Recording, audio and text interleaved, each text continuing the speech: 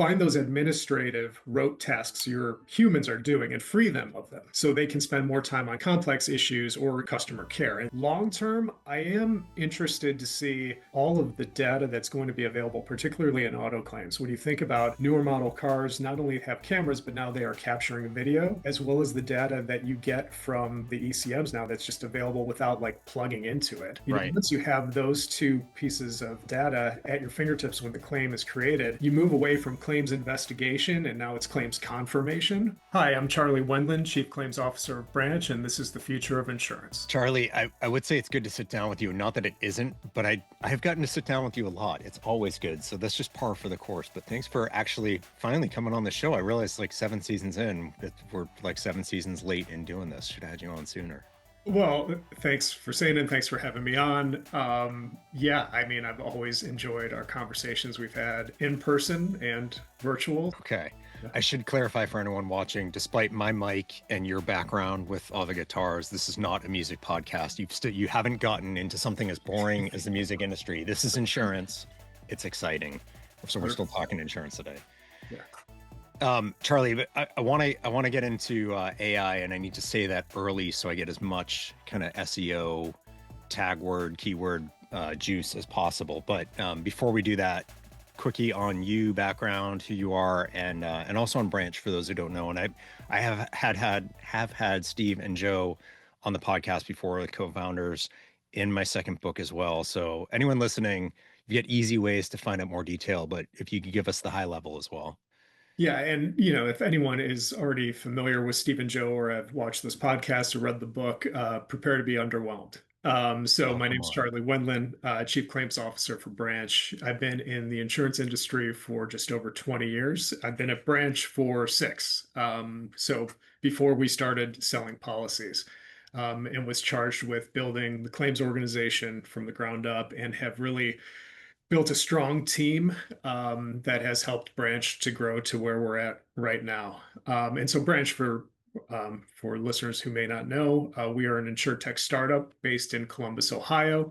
And our unique selling proposition is you can bundle your home and auto insurance with us with just your name and address. And we think that is the problem that we have solved is that typically, if you were to do that with another carrier, you're into an application for 45 minutes to an hour, having to answer questions you may not know off the top of your head, like what is your car's VIN? So we Yeah. felt like that was filled with friction. And so we have solved it with collecting that same risk profile with just someone's name and address. So, Yeah. yeah. I always got frustrated with carriers that like, if you were filing a claim, they asked you to upload your policy. I'm like, well, I'm downloading it from your site to upload it into your site. And that is a real thing. I'm not making that up to sound bad, but that's at least like blatantly unacceptable. I think a lot of us are in the habit of thinking like, oh, they're asking for all this information. Oh, it stinks. I got to do it. But actually, pretty much everything, if not everything, or really good replacements for it exist third party available. And then you know that they're right because people will fat finger a VIN number. They don't know the square footage, well, whatever it might be. So it's not just about simplicity for the customer. It's also the exactness in the underwriting and your sense of the exposure is materially better. That's exactly right. And when we're collecting, what we think is better data up front because the user isn't inputting it, it provides, as I said, that frictionless experience. And so what I'm charged with then on the back end is recreating that because we've set Yeah. that expectation at the beginning that, hey, dealing with Branch is going to be pretty easy. And so recreating that through the claims process is a journey that we've been on now for over 6 years. And we've come a long way. I mean, you would think with a carrier like Branch, a startup, from the get, we'd be super digital right out of the gate, but that just wasn't the case because, we relied on a lot of external parties to handle our Yeah. claims. It was quite traditional process. And then over that time, we've evolved quickly to where we're at today. So I'm not going to go down too much into the specifics of Branch or the Branch case, but I will say a couple things from the book. And this is not a plug for the book, but um, specifically, we're talking about the second book in the Future of Insurance series. It's the white one. I've color coded them all, so they're easy to figure out. Um, if you're curious what iPhone screens and capital allocation and capital models have anything to do with each other, that's one thing that's in there. Um, and the other thing is safety nest, which really stood out to me. And so you guys are a B Corp. Part of that idea was like Steve he is the truest like insurance nerd I've ever met in a really good way. He's like a historian of insurance and has such a genuine love for what insurance is meant to do. So setting up um, this effectively charitable organization that stands by people if they have a claim that's not covered and need help or can't afford their premium. And when I tell people that, they're always like, "Oh, so Branch uses a charity that it's set up to, or not for profit that it's set up to pay itself." It's like, no, it's not just customers of Branch; it's anyone. You apply for them, like that's at the heart of like what is insurance supposed to be there for? Really, really beautiful thing. So that's a conversation for another time, but I throw out a couple of snippets. Um, I don't say it publicly. Maybe I already did. I don't remember if I said this now in this episode, but I don't have a favorite case. I don't have a favorite company, but Branch is my favorite case across all four books. I'm just saying that. And I do tell people that privately, but I've never actually said it here for a number of reasons. It's worth a read. Um, so I am a fan of Branch and the ideas behind it. Really, really cool stuff. Um, that's not why I have you on here. So AI, buzzword, everyone talks about it. We go to conferences, people are presenting about it, but if you pick it apart, it's like, well, they're not actually doing all that much. They're talking a lot more than they're doing. And I just had someone the other day who's like, it's all like buzzwords and shiny objects. Reed Holsworth from Ivans was like, AI promises to like take out the trash and shave your beard and like all like, and it doesn't do any of that. But going back, like Branch has actually been pretty ahead of the curve on this and actually doing stuff in practice, learning, growing, pushing further. And a lot of it's happened in claims. I'd love to hear, kind of practically speaking, what are some of the things that you're doing? Why and what's the impact been? Because you actually have results and it's not just like piloting lots of little things but kind of not making any progress.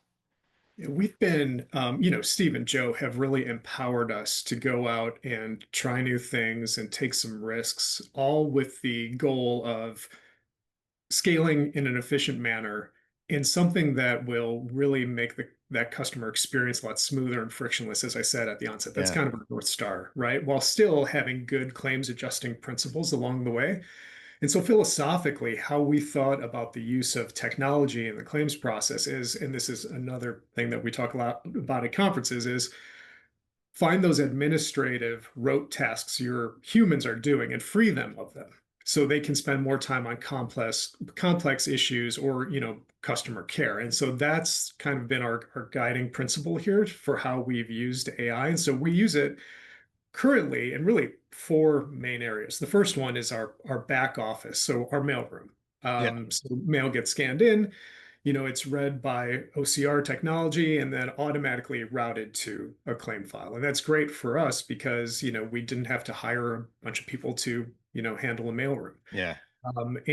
But I'll say on the front end, the first notice of loss, we have implemented technology from a company called Liberate for voice AI as well as electronic first notice of loss. And what you were saying about, the front end with the underwriting profile about the data being enhanced when you're pulling that yourself, we have that same experience now through Liberate because they are piped into our policy admin system. Okay. So instead of keying all that information at first notice of loss, it's now a series of drop downs. Which Yeah. car were you driving? Who was the driver? And that's all integrated within our claim system. And so that's been a huge win for us. We have greater than 70% of our first notice of loss is either reported through voice AI or electronic first notice of Oh, loss now. And it continues to get better. The biggest skepticism I had about the voice AI was how do you recreate that empathy that you yeah. get when you're calling and you're speaking with a human? The AI was surprisingly empathetic and issues empathetic statements in response to what it just heard from the caller.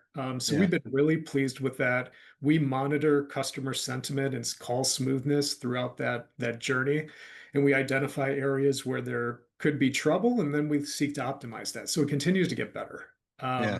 So that's been a huge win. And then that same voice AI, we've stood up a call center to where now when people call in to say, or to ask rather, who's my adjuster, what's their phone number, that's 80% of those claims calls are now being handled by the voice AI. So Yeah. another huge win for us. I think we forget or we assume that the calls are going to be more complicated. Yeah. And actually, if you make it easy for people to get the basic information, a lot of the complicated calls never end up happening because people are kept in a good place and they're on top of things. So yeah, I always feel, oh well, we can't solve for this, we can't solve for that. It's like that's great, but you're missing the fact that the overwhelming majority, whether it's 80% or 65 or 70, like that is a massive volume that it's not just offloaded from you, it's offloaded from the frustration of your customer or claimant, which makes them less adversarial, which is a good thing. Well, and so think about your time, in claims too. And I'm not going to put you on the spot. I'll answer the question That's right. for you. Yeah. The two biggest complaints that I've heard from customers in my time is I haven't heard from my adjuster and Yeah. I don't know what's going on with my claim. Yeah. We So if never got you're, complaints, so we didn't have that's those right. problems, so it's You good. ran the best Yeah. organization. That's what Yeah, everyone. yeah. But if you're able to like take some of that not only off the adjuster's plates where they're not getting those voicemails about, hey, what's the status of this payment? And it can Yeah. just be handled by that voice AI. That's a huge win, not only from a customer experience, but also at the adjuster desk level. Yeah. Well, and don't forget, when your customers are available to call, your staff's probably not working and vice versa, right? People are busy all day. They can't make phone calls. And that's why alternative methods, the web, text, whatever, are becoming more and more popular. But like you're just left playing phone tag. And it's like if we could just have like they had the simplest question. I sat in a call center listening in for another carrier, and it was 3 months that they were trying to find out if the other carrier for the at fault party was picking up like a towing bill or something. Oh, um and they finally like they got the insured's boyfriend, and he was livid.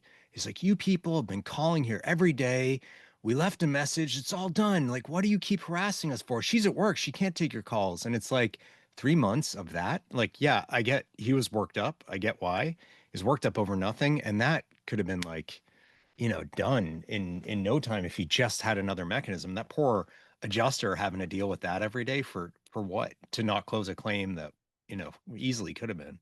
yeah, and causing a lot of stress and Yeah. probably something they don't even want to get to because it's been open for 3 months and it's such a small issue, at least in their Yeah. eyes. But yeah, something prevents that from getting closed, which then affects their KPIs and all the other things that, Yeah. Makes them look incompetent stress to them their out. insured as well. Like Yeah, it's not a right. good story. Yeah, Yeah.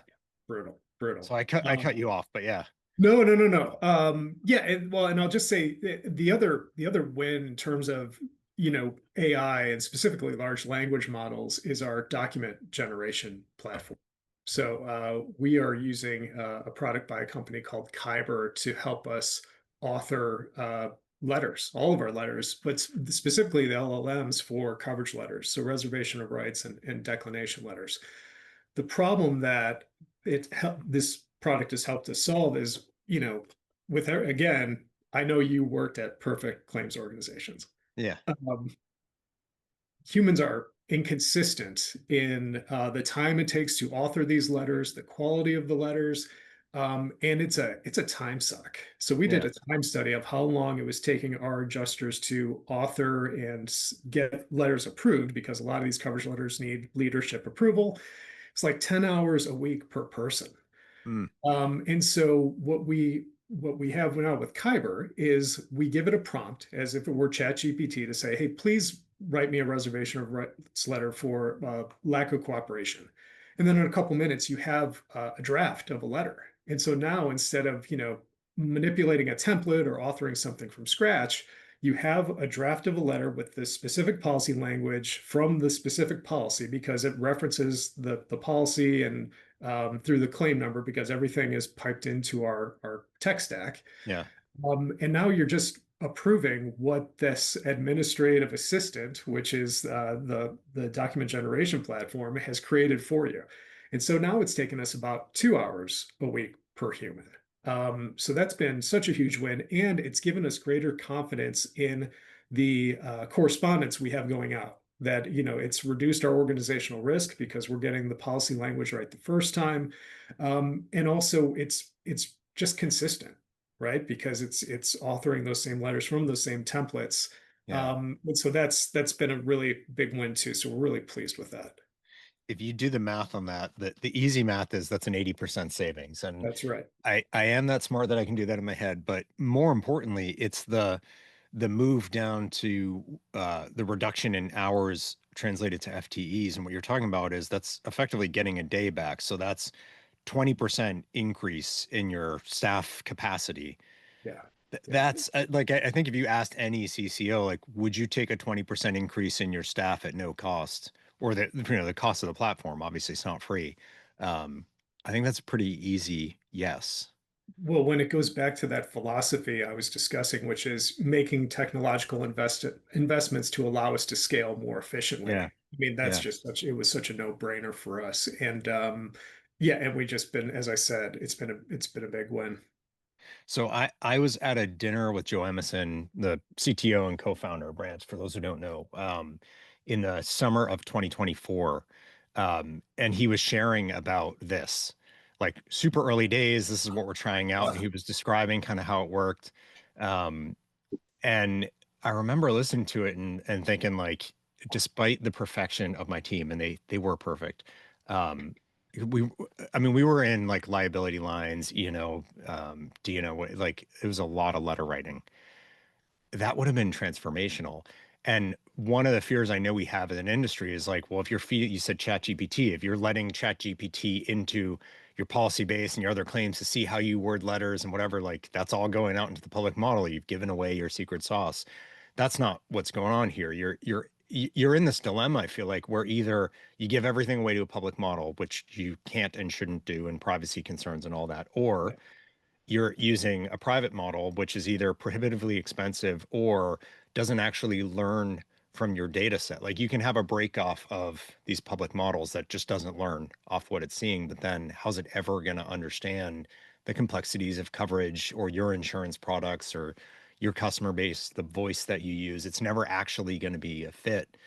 So how have you gotten around that, like that kind of dilemma position? Well, first of all, personal lines is far less complex than D&O and professional lines. It is a private model, Yeah, and so we don't have those same concerns. Certainly, data security is really important to us, and we take the steps with branch as well as our vendors to make sure that everything is the way that it should be.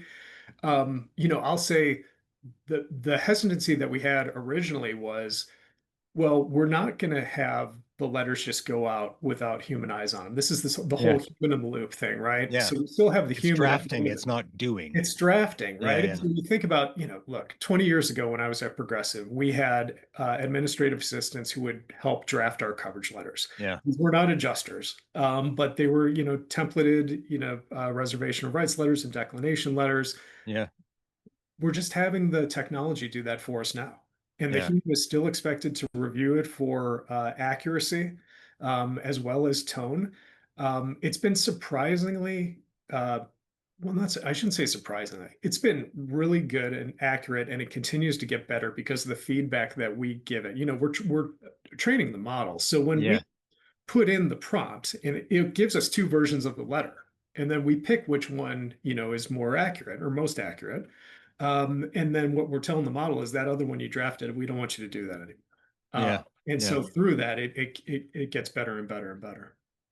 That's a clever way to build the training into the process. I mean, it's good to give options to your staff anyway, but inherently the way you're using it is making it better at the same time.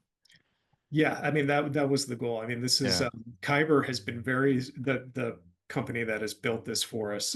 They've been very receptive to our feedback, and yeah, and for that reason, like our team feels like they're part of the process. So, with all of this that we have put into place, all this different technology, there's been a high level of change management that we've had to do because, we've changed a lot and we've evolved significantly in our short life. And so making sure our humans feel like they are part of the process and doing the testing and giving feedback consistently about, hey, what's going really well, what could be better, has been really instrumental in making sure we're getting that buy-in so we get the yeah. most out of the tech. Charlie, I always say I think the industry cares too much about expense management and not about underwriting performance, which includes claims to me.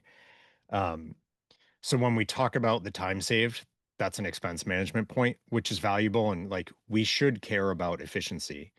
But have you seen anything on, and maybe it's too early or you haven't studied yet, or you're not at liberty to share, but have you seen anything on, say, indemnity differences with and without the Kyber letters, or with and without some of the Liberate technology at play and customer sat? Like, do you see either an improvement or a material difference, or is it sort of like, look, it's the same performing business, we're just doing a better, faster job of it?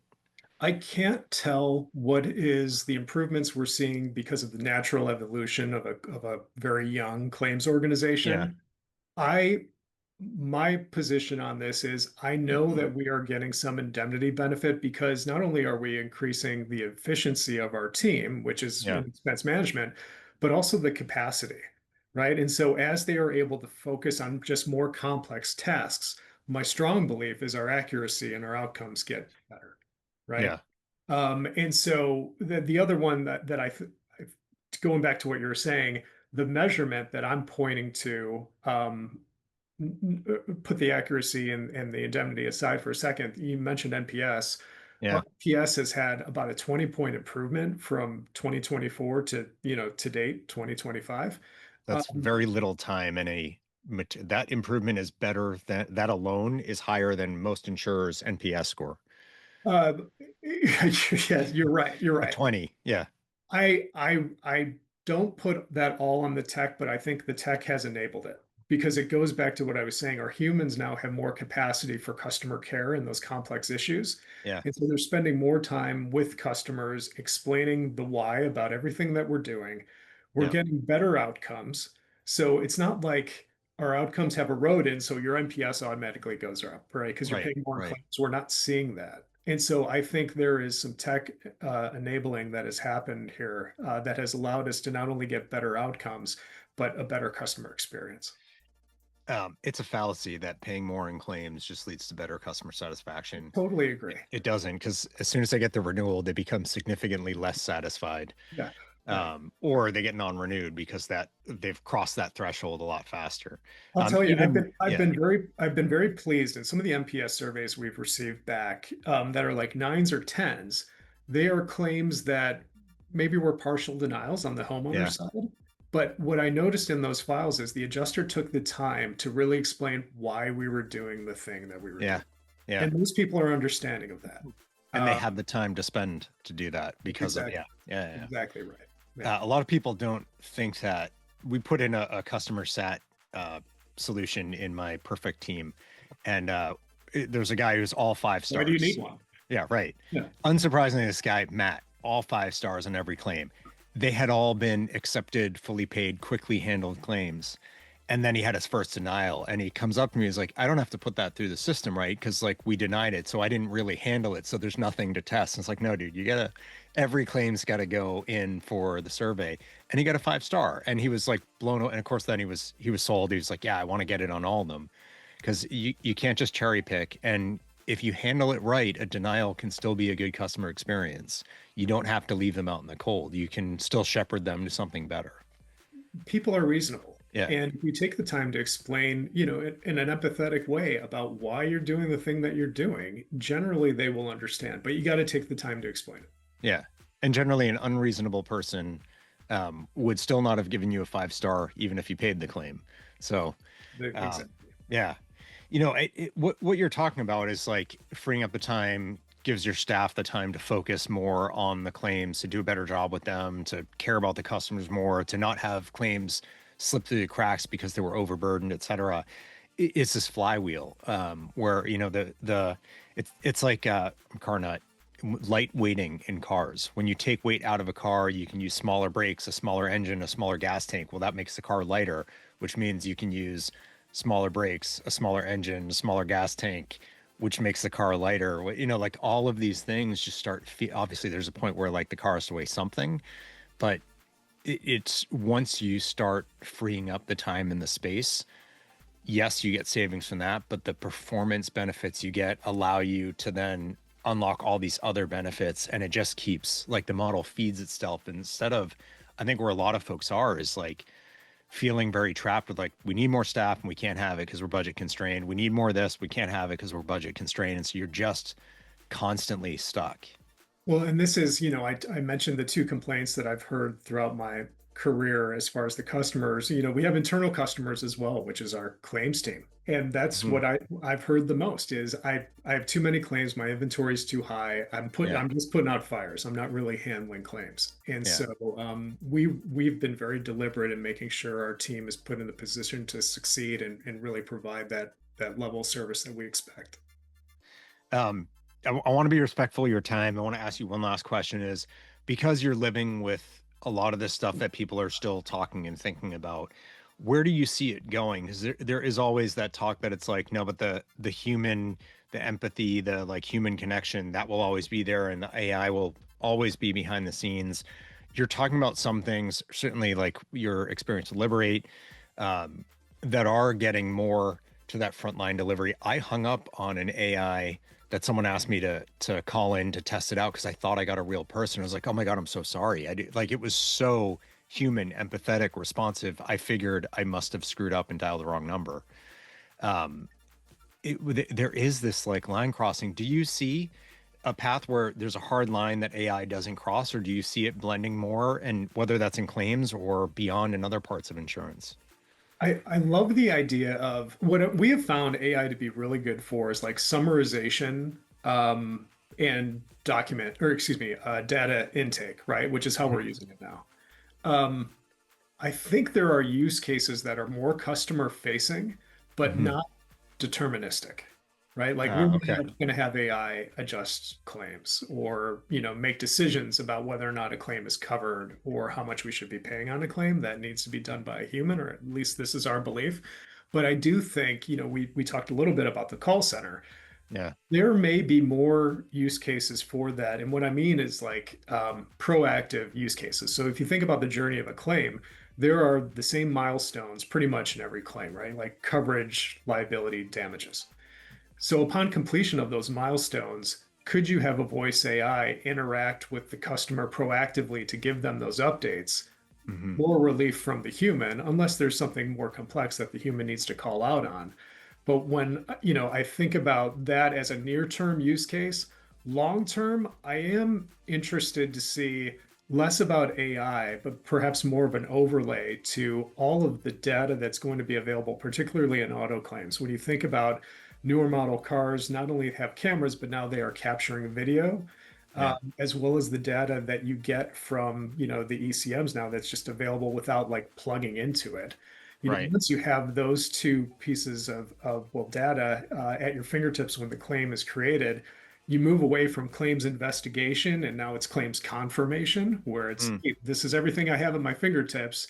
That first call goes from tell me what happened to here's what I think happened based on the data from your vehicle. Do I have this Yeah. right? And so then you start to unlock things like straight through processing and touchless claims that we've been talking about for years now, Yeah. but I've yet to see come out in any kind of meaningful way. Yeah. I think it's really interesting. I think it's wrong to assume there will never be a change to people and that will there will always be adjusters doing all the things or whatever the role is. But I think it's also wrong to just say, no, we're all going to be gone at some point and we'll be trying to think of Wally or like we're in these like, powered chairs and Everyone's just laying in beds and watching drinking TV. sodas. Yeah, yeah. I don't think that's going to happen either. But it's almost might be frightening to some people. I think there's an aspect to it that if you think about it, it can really be empowering too. And kind of back to like safety nest. And there's a reason why I brought this up. And kind of Steve's passion for what insurance can be. If that allows us to do better for people when they're in a bad position and to allow our staff to not be as beaten up in the process and actually like the reason you got up to do this work in the morning is what you're actually doing. Um, I think that's a really good spot to be in, and we're not there yet. But are these enablers things that can make that more of a reality? I think that's a strong possibility. I think that term enablers is just so key. Like this is the way we should think about the technology is to enable our humans to, be better at what they do. Yeah. Charlie, thank you for coming on. You were wrong at the beginning. This was, I'll say because you're here, this is better than Steve and Joe. If I see them, I'll tell them the other Clip, side of clip it. But this, clip this, and I'm going to send it to him. yeah, so Yeah. that sounds good. Thank you so much for the time. And yeah, you have to come back again. Anytime. It's been a pleasure. Thanks.